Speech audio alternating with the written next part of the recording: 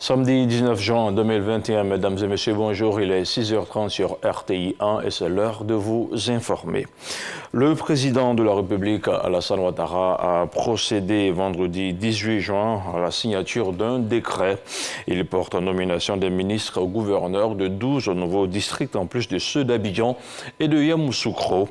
L'annonce a été faite par le secrétaire général de la présidence de la République, Abdrahmane Cissé, que je vous propose d'écouter. Communiqué de la présidence de la République. Suite à la création de 12 nouveaux districts autonomes par décret numéro 2021-276 du 9 juin 2021, en plus de ceux d'Abidjan et de Yamoussoukro, le président de la République, son Excellence M. Alassane Ouattara, a procédé ce vendredi 18 juin 2021 à la signature d'un décret de nomination des ministres-gouverneurs des districts autonomes. Ainsi sont nommés ministre-gouverneur du district autonome du Bas-Sassandra, M. Philippe Légré, ministre-gouverneur du district autonome de la Comoé, M. Pascal Abina Kwaku,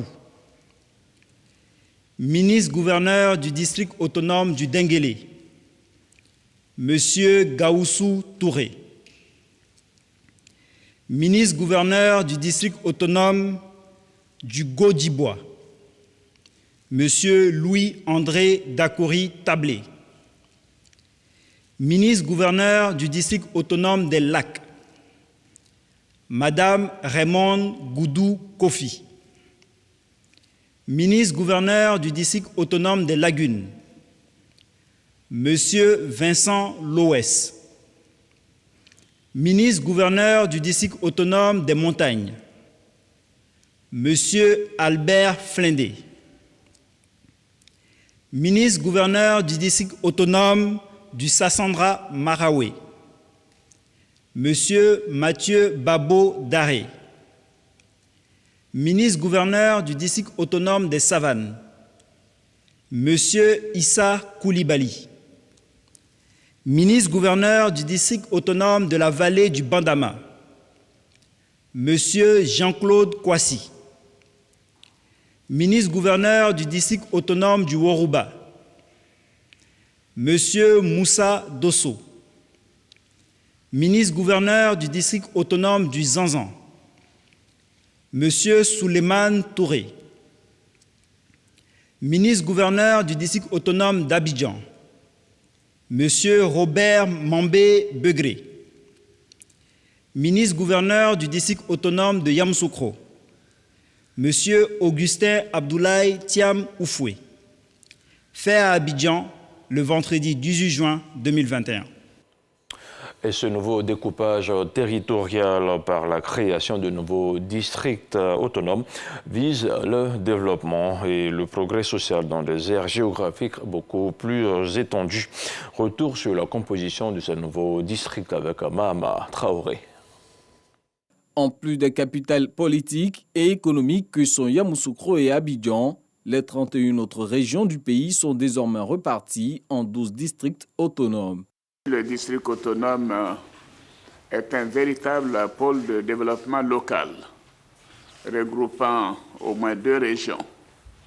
Il obéit dans son fonctionnement à la fois aux règles de la déconcentration et de la décentralisation.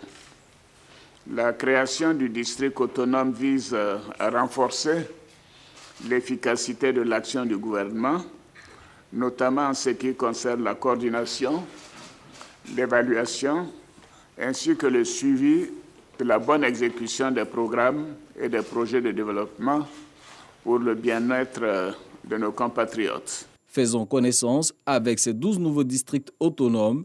Celui d'Idelac aura pour chef-lieu la ville de Dembokro et sera constitué des régions du Nzi, du Ifou, du Bélier et du Moronou. Toujours au centre du pays, retrouvons le district autonome de la vallée du Bandama et son chef-lieu Boaké. Ce district cumule les régions de Gbeke et du Hambol. Le district autonome de la Comoé regroupe les régions de l'Indéné-du-Ablin et du Sud Comoé avec pour chef-lieu à Bengourou. Le nord du pays est désormais subdivisé en 3 districts autonomes, celui des Savanes, du Denguélé et du Woroba. Celui des Savanes est composé des régions du Poro, de la Bagoué et du Tchologo. Korogo en est le chef-lieu. Le district autonome du Denguélé est formé des régions du Kabadougou et du Folon, avec Odiéné pour capitale. Le district autonome du Woroba est fort des régions du Béré, du Bafing et du Worodougou, avec Séguéla pour chef-lieu. L'ouest et le centre-ouest du pays sont désormais représentés par 3 districts autonomes, celui des montagnes composé des régions du Tonkbi, du Guémon et du Cavali avec la ville de Mans pour chef-lieu. Les régions du Go et du Lodjibois forment désormais le district autonome du Godjibois. La cité de Gagnoa en est la capitale. Et le district autonome du Sassandra-Maraoué, regroupant les régions du Haut-Sassandra et de la Maraoué avec Daloa comme chef-lieu. Plus à l'est, la ville de Bondoukou est le chef-lieu du district autonome du Zanzan, constitué des régions du Bonkani et du Gontougou. Au sud, on retrouve 2 autres districts autonomes, outre celui d'Abidjan. Il s'agit du district autonome des Lagunes, formé des régions de l'Agnébi-Tiassa, de Lamé et des Grands Ponts, avec la ville de Dabou comme chef-lieu. Le district autonome du Bas-Sassandra regroupe quant à lui les régions de l'Anawa, de San Pedro et du Boclé. La deuxième ville portuaire du pays, San Pedro, en est la capitale. Autre chose à présent, les travaux de prolongement de l'autoroute du Nord, plus particulièrement l'axe Yamoussoukro-Tiébissou, avancent très bien. Après plusieurs mois de retard, l'ouvrage sera livré en fin septembre. En visite sur le chantier pour voir l'état d'avancement des travaux, l'annonce a été faite par le ministre Amédée Kofi Kwaku. Plus de détails avec Léon Brou. Le ministre de l'Équipement et de l'Entretien routier en plein contrôle qualité sur la section autoroutière en construction entre Yamoussoukro et Tiébissou. Couche de fondation et de bitume, ouvrage et points critiques le long des 37 km passés à la loupe. Question pour Amédée Kwaku de s'assurer du respect des normes. À défaut, rappeler à l'ordre l'entreprise, elle qui s'engage à tenir le délai de livraison de l'infrastructure fixé à fin septembre 2021.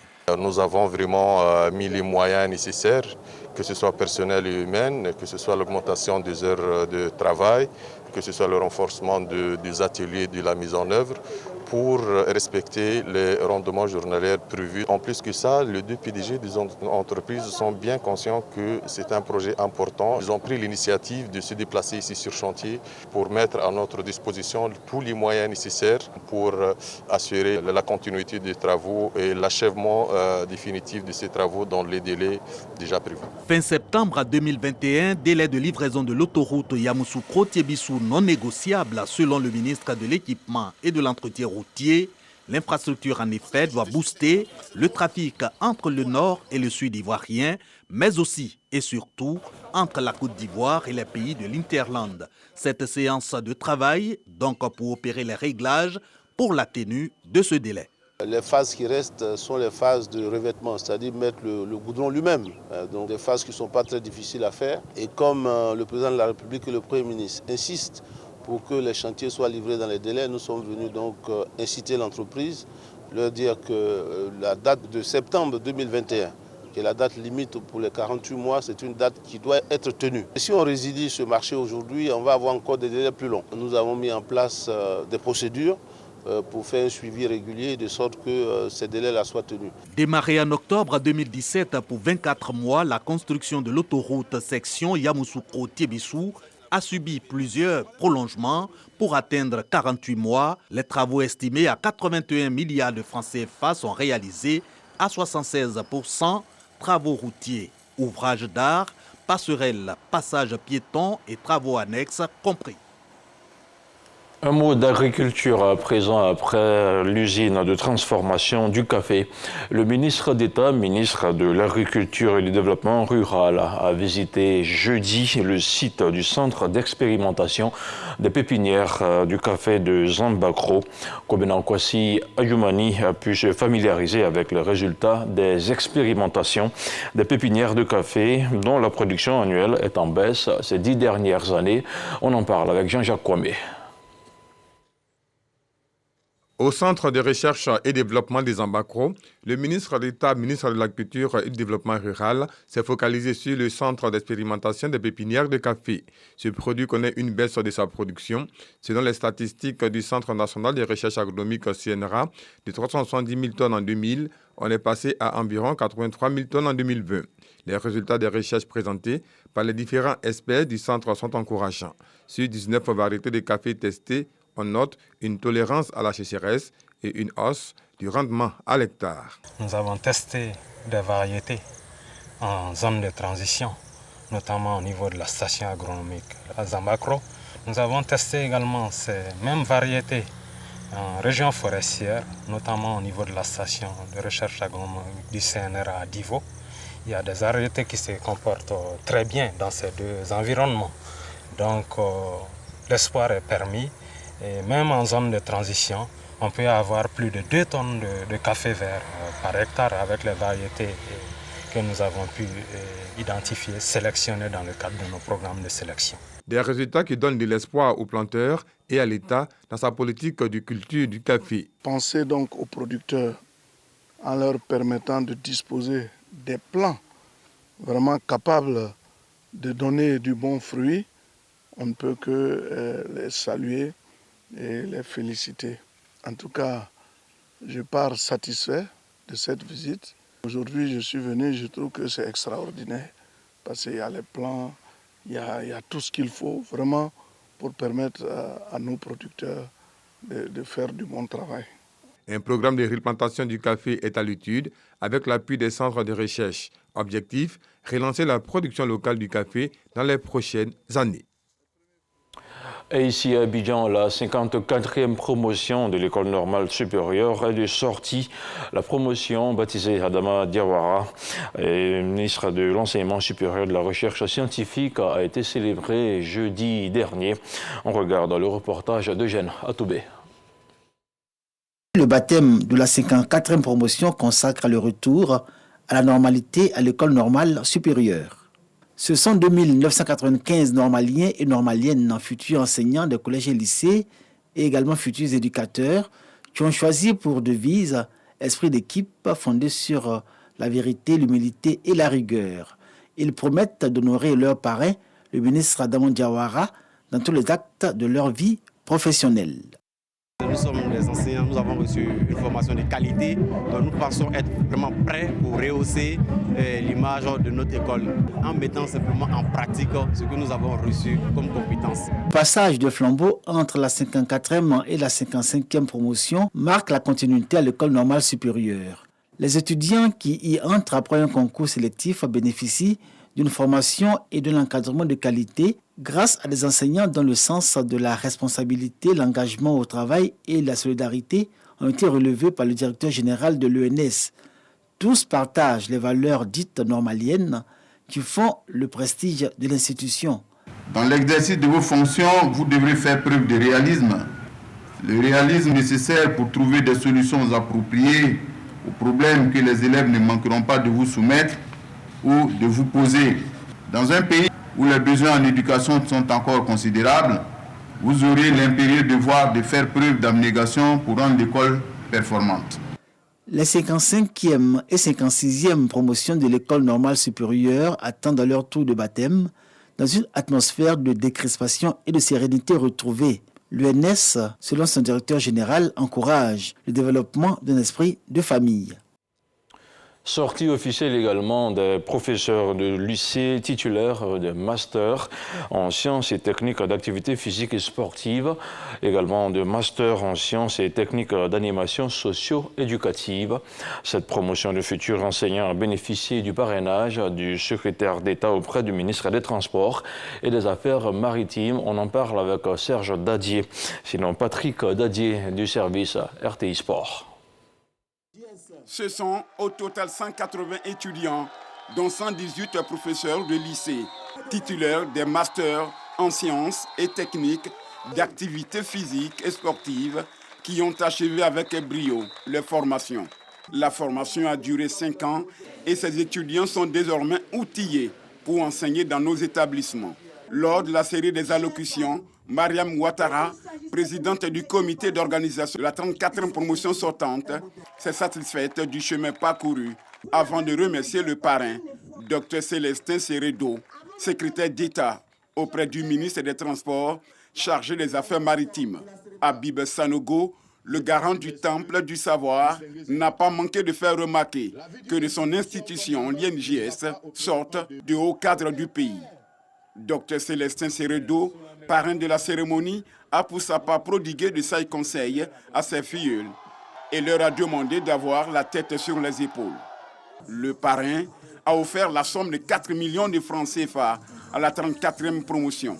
Rappelons que le ministre Paulin-Claude Dao, qui présidait la cérémonie, s'est fait représenter par son directeur de cabinet, François Alayao. Des démonstrations de taekwondo, de judo et de gymnastique ont mis un terme à l'événement. Place à présent à l'actualité hors de chez nous au Zimbabwe. Le président Emmerson Mnangagwa a décrété hier vendredi un deuil national de 3 jours en hommage au premier président de la Zambie, Kenneth Kaunda, décédé jeudi à l'âge de 97 ans. Tous les drapeaux seront en berne dans le pays à cette occasion. Emmerson Mnangagwa a indiqué dans un communiqué que son gouvernement avait décidé d'honorer la mémoire de Kenneth Kaunda pour le rôle qu'il a joué dans la libération de l'Afrique australe du jour de la colonisation. Et puis hors du continent africain, les Iraniens ont voté vendredi 18 juin pour désigner un nouveau président de la République lors d'une élection annoncée gagnée d'avance pour l'ultra-conservateur Ibrahim Raïssi, 60 ans, chef de l'autorité judiciaire. Ce dernier fait figure d'archi-favori faute de concurrence réelle après la disqualification de ses principaux adversaires. Il pourrait être réélu, sinon élu, dès le premier tour. C'est ici que l'on s'arrête pour ce 6h30. Merci à vous tous de l'avoir suivi. L'information continue sur le www.rti.ci. Retrouvez à 10h et à 13h. Herman Guivet. Quant à moi, je vous dis à demain, 6h30.